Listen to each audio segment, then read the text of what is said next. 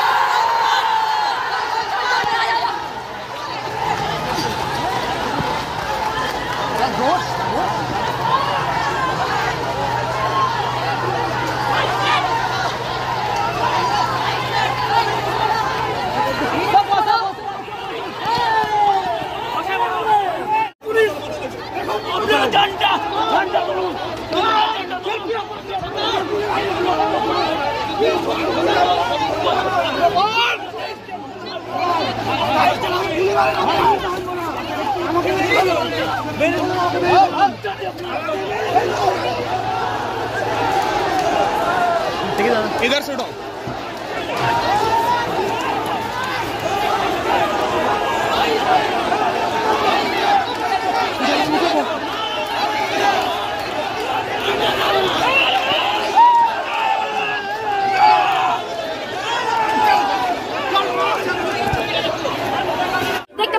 বৃষ্টি মাথায় কিন্তু বহু শিক্ষকদের 2022-এর টেট উত্তীর্ণ চাকরি প্রার্থীদের তাদেরকে টেনে হিচড়ে নিয়ে একবার চ্যাং দোলা করে একদম সরাসরি সেই ছবি দেখতে পাচ্ছেন।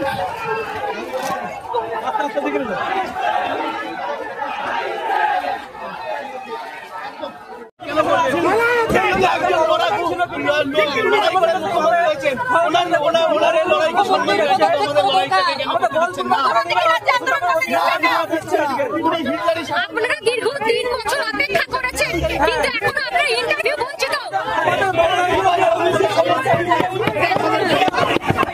3 বছর হয়ে গেল আপনি নিয়ম আর কতদিন ওয়েট করবো আমরা সমস্ত অফিসে।